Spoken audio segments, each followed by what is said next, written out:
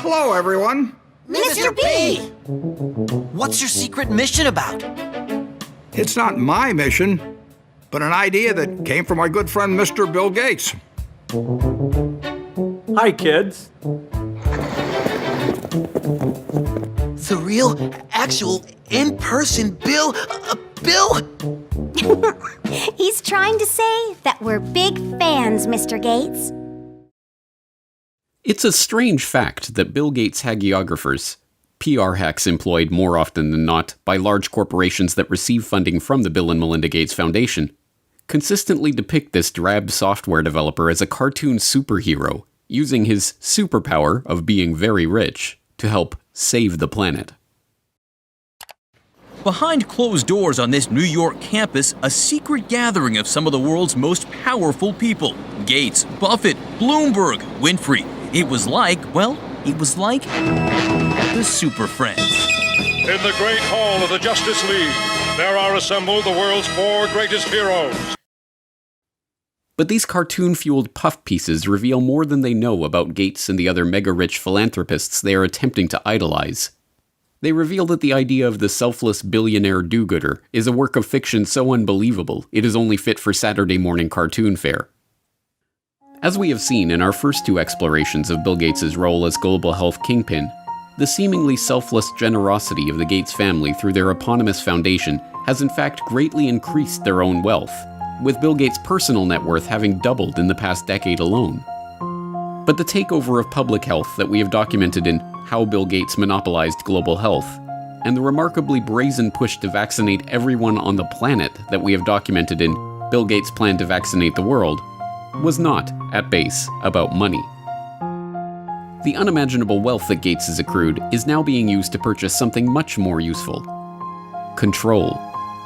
Control not just of the global health bodies that can coordinate a worldwide vaccination program, or the governments that will mandate such an unprecedented campaign, but control over the global population itself. This is an exploration of Bill Gates and the population control grid. You're tuned into the Corbett Report.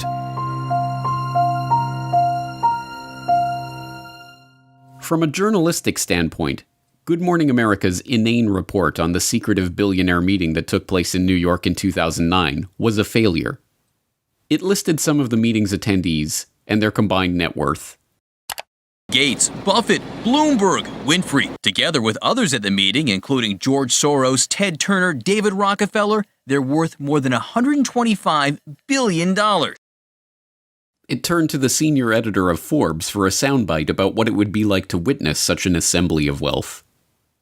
To have been in the room and see this meeting of the minds really would have been a fascinating thing. And it dutifully reported the participants' own stated reason for holding the meeting. That much money, that much power around one table. It begs the question, what were they doing? What were they scheming? Total world domination? This group, together for 6 hours, was talking about charity, education, emergency relief, global health. Before wrapping up with another juvenile appeal to comic book superhero lore.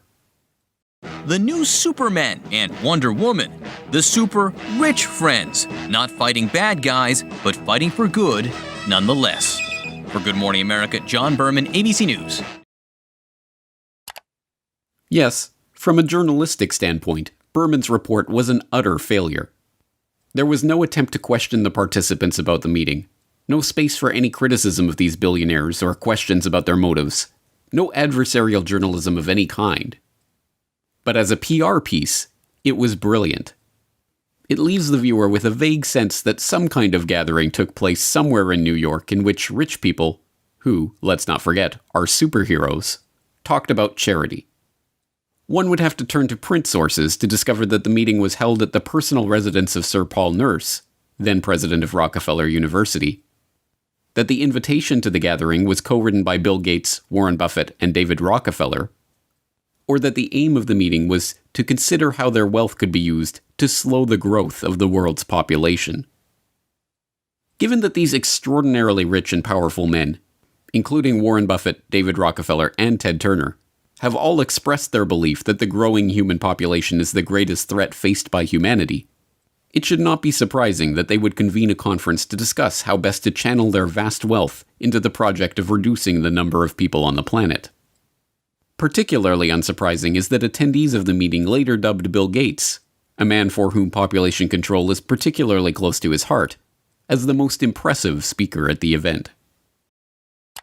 Here we can see a chart that looks at the total world population over the last several hundred years. And at first glance, this is a bit scary. We go from less than 1 billion in 1800, and then 3, 4, 5, 6, and 7.4 billion where we are today is happening even faster. So Melinda and I wondered whether providing new medicines and keeping children alive, would that create more of a population problem?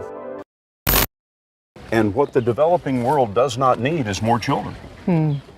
And I think that was the biggest aha to Bill and me when we got into this work, is we asked ourselves, of course, the same hard-nosed question you'd ask, which is, if you get into this work and you start to save these children, will women just keep overpopulating the world? And thank goodness the converse is absolutely true.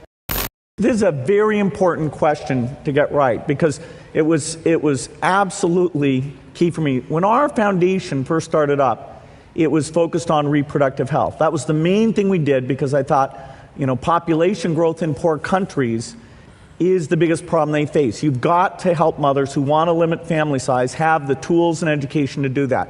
And I thought that's the only thing that really counts. In recent years, critics have pointed to Bill Gates' own words linking vaccination programs with his goal of reducing population growth. Now, the world today has 6.8 billion people. That's headed up to about 9 billion.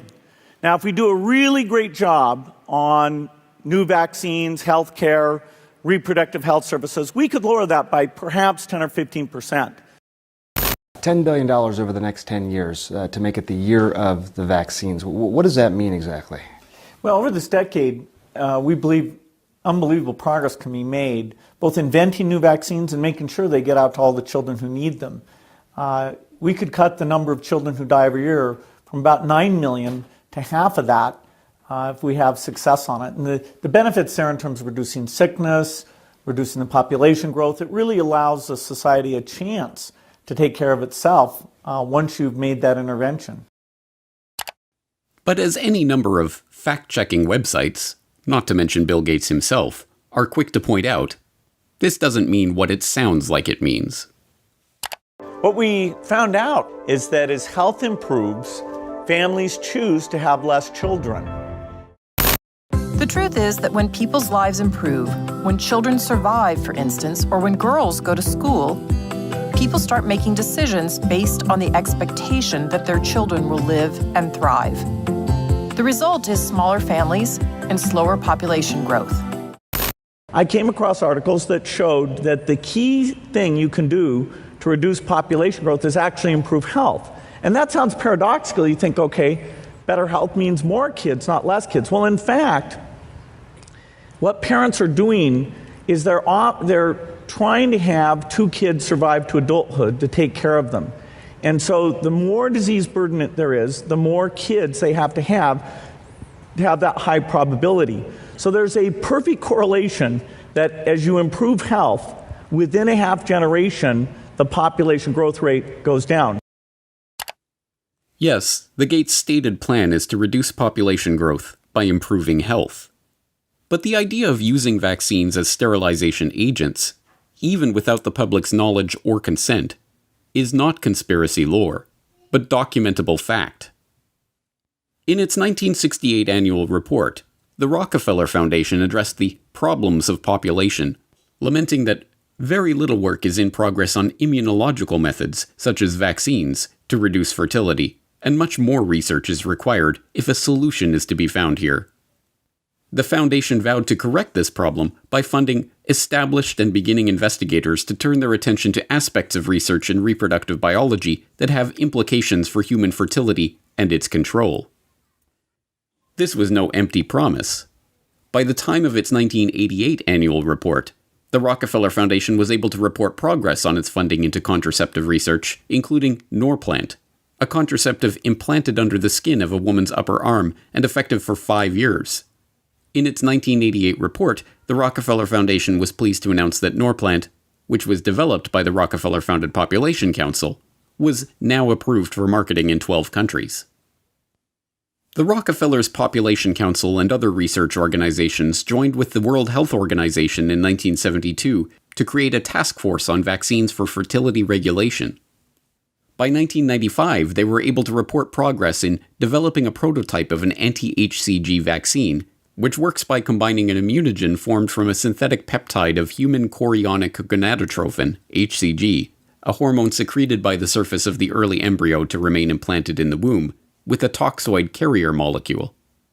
The vaccine stimulates an immune reaction, causing women to develop antibodies against the hormone, thus preventing them from carrying babies to term. But beginning in the 1990s, a series of scandals over WHO-led vaccination programs in the Third World led to allegations that tetanus vaccines in places like the Philippines and Kenya were being laced with HCG in order to implement population control by stealth. The controversy generated by these stories led global institutions to step back from the campaign to champion population control by vaccine.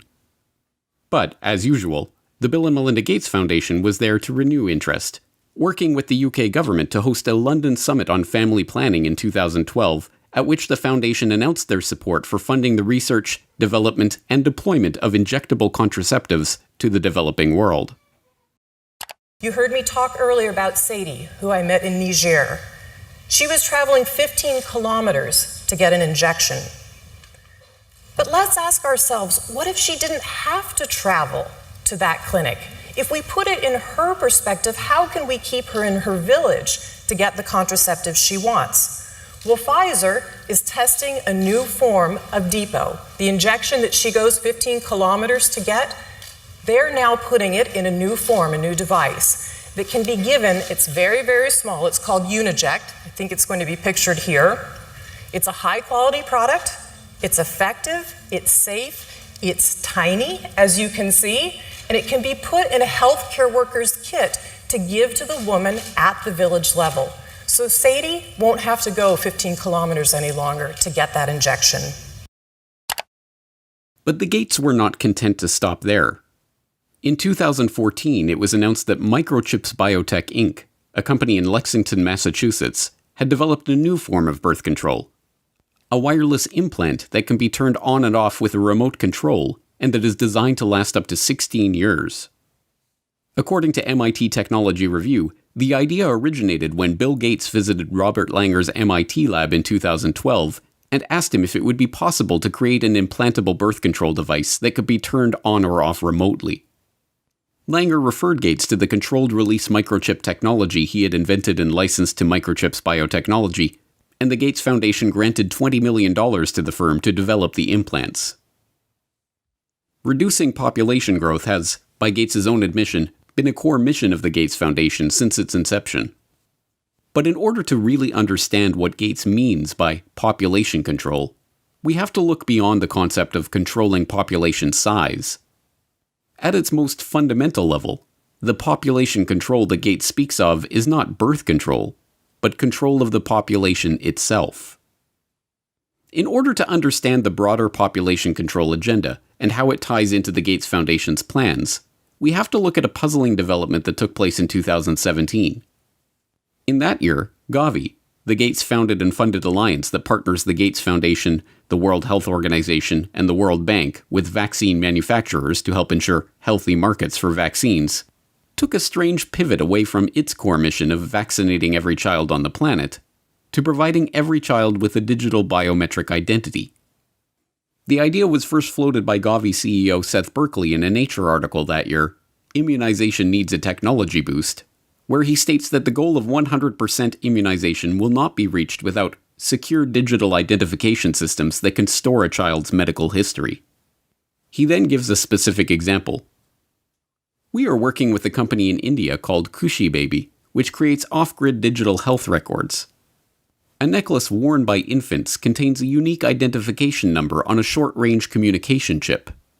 Community health workers can scan the chip using a mobile phone, enabling them to update a child's digital record even in remote areas with little phone coverage. This sudden interest in digital identity was no mere passing fancy for the Vaccine Alliance. Gavi doubled down by becoming a founding member of the ID 2020 Alliance, a public-private partnership dedicated to spearheading a global digital biometric identity standard. Other founding members of the alliance include Gates' first company, Microsoft, and the Rockefeller Foundation.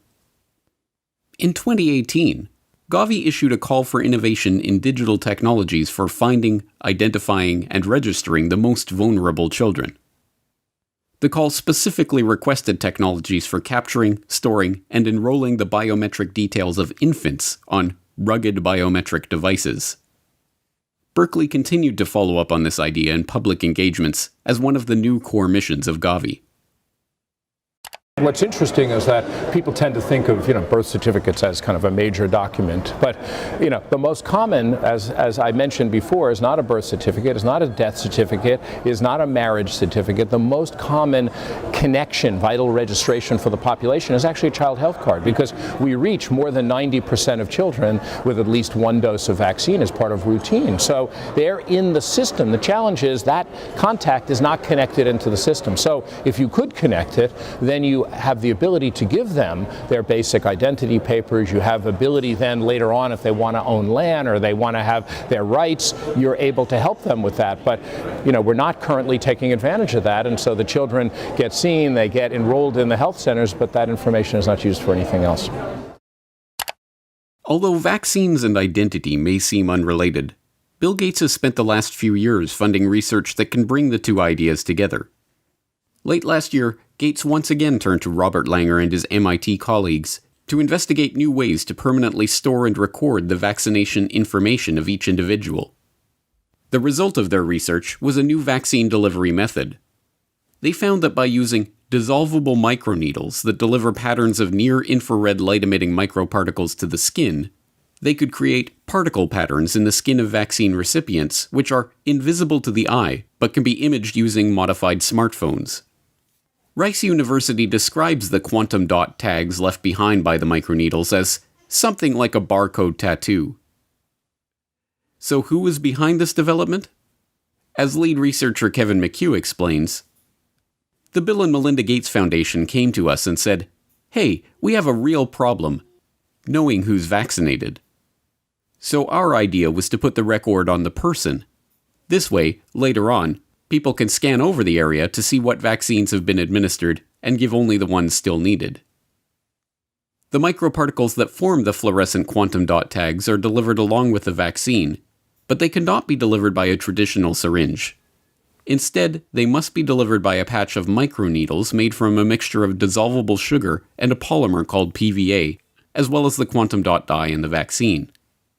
It should be no surprise, then, that big pharma vaccine manufacturers, in their scramble to produce the coronavirus vaccine that, Gates assures us, is necessary to go back to normal, have turned to a novel vaccine delivery method: a dissolvable microneedle array patch. The University of Pittsburgh is where the polio vaccine was first discovered. At the medical center, researchers are now developing a vaccine that is delivered using a dissolvable patch called a microneedle array. Think about them as almost like a Band-Aid. And so the microneedle array is simply applied to the skin topically, pressed into place very shortly, and then taken off and thrown away. And then the antigen is already delivered. As is becoming evident, this new vaccine-delivered barcode-like tattoo is about much more than simply ensuring that children get all their Gavi-recommended immunizations. On a recent Ask Me Anything thread on Reddit, when asked, "What changes are we going to have to make to how businesses operate to maintain our economy while providing social distancing?" Bill Gates answered, "Eventually we will have some digital certificates to show who has recovered or been tested recently, or when we have a vaccine, who has received it." In his answer, Gates fails to mention that he has himself been instrumental in kickstarting and funding the research into the very type of digital certificates for vaccination that he is speaking about, or that these digital certificates, likely, at first, to be a digital marker linked to a biometric ID, could very well one day take the form of vaccine-implanted quantum dot tattoos. But, as in so many other aspects of the unfolding crisis, Gates' unscientific pronouncement that we will need digital certificates to prove our immunity in the new normal of the post-coronavirus world. Eventually, what we'll have to have is certificates of who's a recovered person, who's a vaccinated person. Is now being implemented by a number of governments. It is now being reported that OnFido, a tech startup specializing in AI-based biometric ID verification, is in talks with the British government to provide the type of digital certification Gates mentioned, dubbed an immunity passport. The proposed system would require would-be workers to use the OnFido-provided app to scan their face or other biometric data, link that information to a SARS-CoV-2 antibody test, or, eventually, proof of coronavirus vaccination, and then have their picture taken and immunity verified every time they wish to access a restricted space or work environment. Last month, OnFido announced that it had raised $50 million in a round of investments led by Bill Gates' old company, Microsoft. But this is not Gates' first experience with the field of biometric identity. A decade ago, the government of India began what has been called the largest social experiment on Earth, enrolling over 1 billion people in the largest biometric identification database ever constructed. The project, involving iris scanning and fingerprinting the entirety of the Indian population, recording their biometric details in a centralized database, and issuing them a 12-digit identity number that could be used to prove residence and access government services, all within the span of a few years, presented an incredible societal, legal, and technological challenge. It's no surprise, then, that the person who was brought in as the chief architect of the Aadhaar project when it was launched, Nandan Nilekani, co-founder of Indian multinational Infosys, is also a longtime friend of Bill Gates and a partner with Bill and Melinda Gates on a philanthropic venture called Co-Impact, which supports initiatives to address major social challenges at scale. Nilekani's involvement in Aadhaar has even made him one of Gates' heroes, featured in slick video promotions produced by the Bill and Melinda Gates Foundation. My friend, Nandan Nilekani, is one of India's best-known entrepreneurs. He led the creation of the world's largest biometric ID system. Now, he's working to promote his platform to improve the lives of the world's poorest people. There are more than 1 billion people around the world who don't have any kind of ID.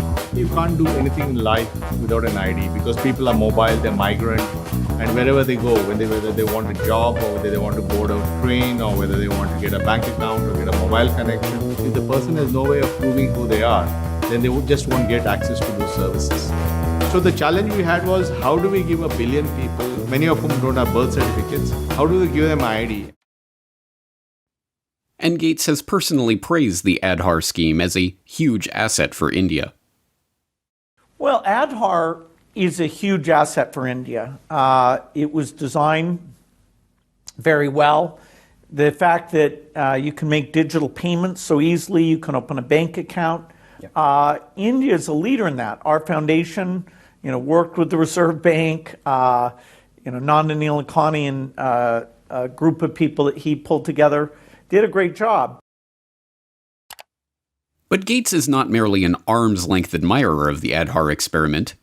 He is not only personally connected to its chief architect, he is also connected to one of the key companies that spearheaded the technology that underlies the project's biometric database. The company that provides the iris recognition technology at the core of the Aadhaar system, IDEMIA, also provides facial recognition systems for the Chinese government and is currently developing digital driver's licenses for use in the United States. IDEMIA even created the Cushy Baby identification necklaces with embedded microchips that Gavi CEO Seth Berkley touted in his Nature article. Unsurprisingly, the company receives support from the Bill and Melinda Gates Foundation through its involvement in the GSMA Inclusive Tech Lab. And now, Gates is funding a scheme to retool Aadhaar for a global rollout. In 2014, the World Bank created a multi-sector working group to launch the Identification for Development Initiative, or ID4D, which aims to support progress toward identification systems using 21st century solutions. The World Bank cites Goal 16.9 of the UN Agenda 2030 Sustainable Development Goals, vowing to provide legal identity for all, including birth registration, in the next 10 years, as the basis for its initiative. But ID4D was little more than a pipe dream until 2016, when the Bill and Melinda Gates Foundation provided catalytic contributions to launch the ID4D Multi-Donor Trust Fund, which enticed the UK, French, and Australian governments, along with the Omidyar network, into a partnership aiming to shape global approaches and a shared vision on identification. Unsurprisingly, this World Bank ID4D initiative includes Nandar Nilekani, Gates' partner and the chief architect of Aadhaar, on its advisory council, and Gates has said that he is funding the World Bank to take this Aadhaar approach to other countries. This headlong rush to capture the biometric details and assign digital identification to every person on Earth is sold to the public under the guise of financial inclusion. The poorest people on the planet have trouble accessing financial services and receiving government aid because they don't have official government identification papers. In this formulation, being issued a government ID, having one's biometric details registered, tracked, and databased by the government, is a human right that must be secured. It should be no surprise by this point that this human right also has direct benefits for big business and for the entities that are looking to exert greater control over the human population. Gates provided insight into the real purpose of this identification control grid in a speech at the Financial Inclusion Forum hosted by the US Treasury in 2015. Every country really needs to look through these KYC Know Your Customer rules to make sure that customers are able to prove who they are. But of course, in many countries, you don't have any type of ID system. And the lack of an ID system is a problem, not just for the payment system, but also for voting and health and education and taxation. And so it's a wonderful thing to go in and create a broad identification system.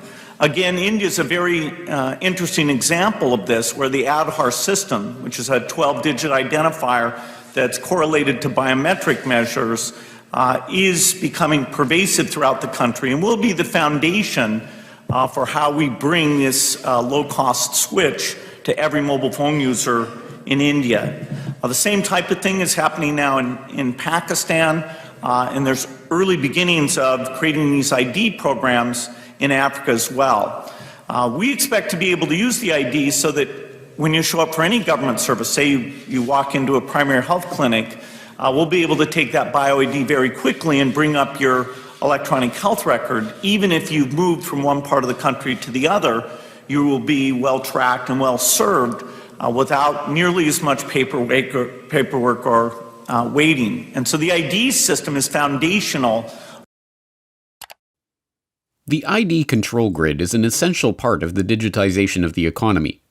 And although this is being sold as an opportunity for financial inclusion of the world's poorest in the banking system provided by the likes of Gates and his banking and business associates, it is in fact a system for financial exclusion.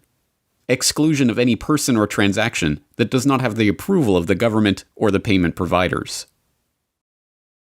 Once financial flows go underground, where you have lots of legitimate transactions mixed in with the ones you want to track, and once they're going over a digital system that the U.S. has no connection to, it's far more difficult to find the transactions that you want to be aware of or that you want to block. And once again, this is no mere theoretical talk from Gates. He has been intimately involved in this process of switching the world over to a digital payment grid tied to biometric identity. In 2012, the Bill and Melinda Gates Foundation helped found the Better Than Cash Alliance, which brings together governments, international organizations, and the private sector to accelerate the transition from cash to digital payments globally. And when the Indian government made a bold move to demonetize large amounts of its circulating currency in order to draw off-the-books funds back under the purview of the Indian tax office, there was Gates to praise the move as an important step toward the creation of a brave new digital economy, tied, of course, to the Aadhaar ID grid. The bold move to demonetize high-value denominations and replace them with new notes with higher security features is an important step to move away from a shadow economy to an even more transparent economy. And digital transactions really, I think, will rise dramatically here. In fact, I think in the next several years, India will become the most digitized economy, not just by size, but by percentage as well. All of the pieces are now coming together.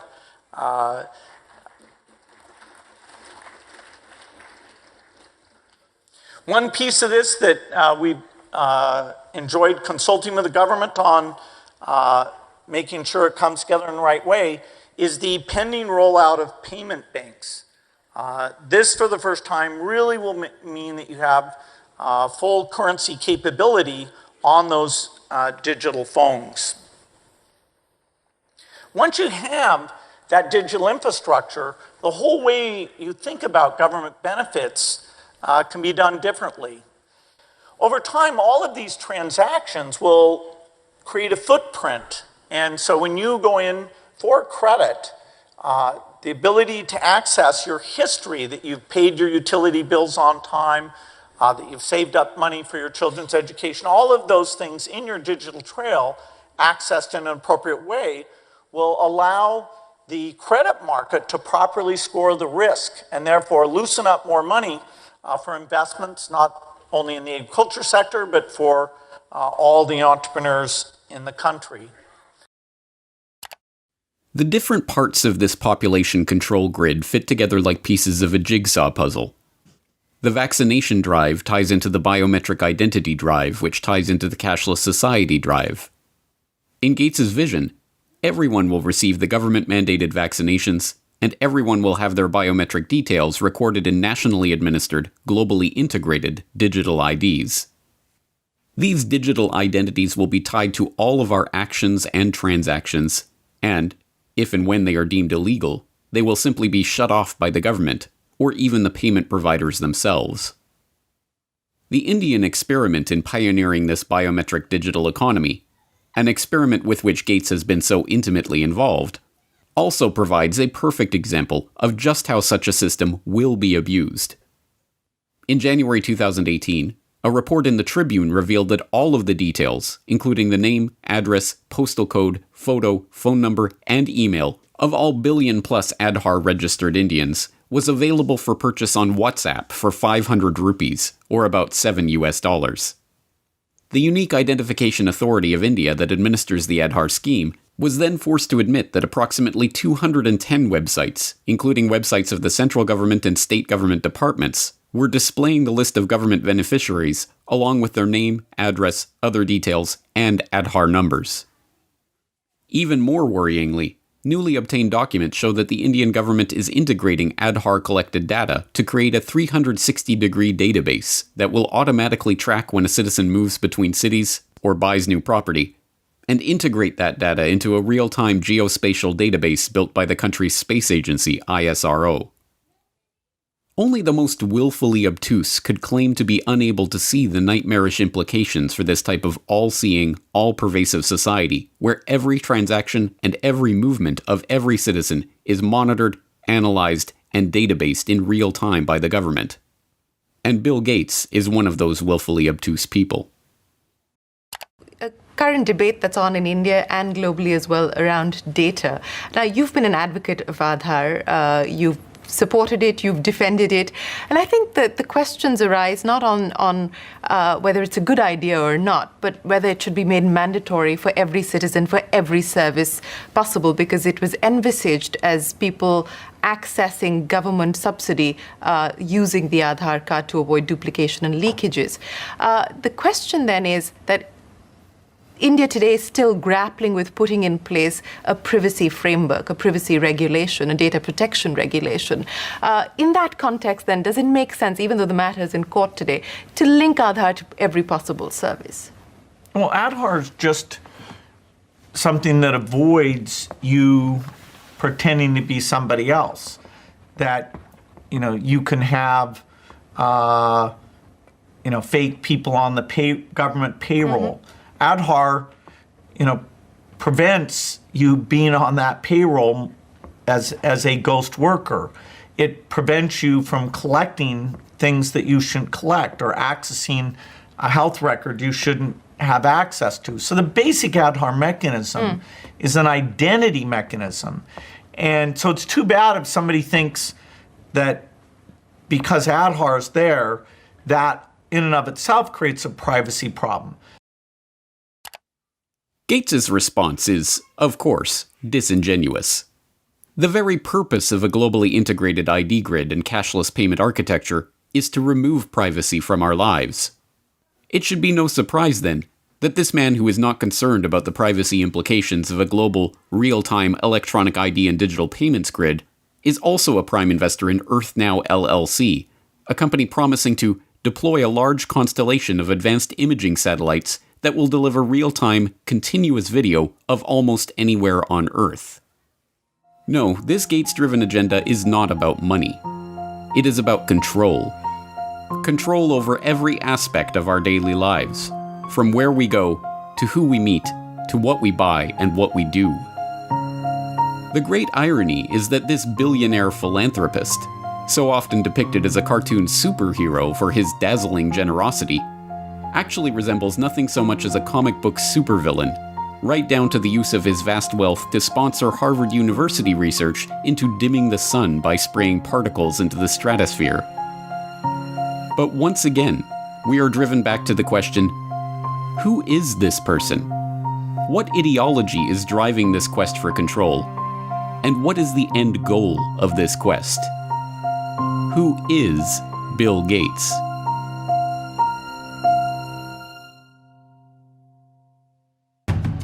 Next time on the Corbett Report. Are you a business genius too? Well, I wouldn't say genius. 900 people get on the plane Monday morning and they all go down to try to help Bill Gates. Every corner we've turned in the field of global health, we've found that the Rockefellers were already there and had been there for years.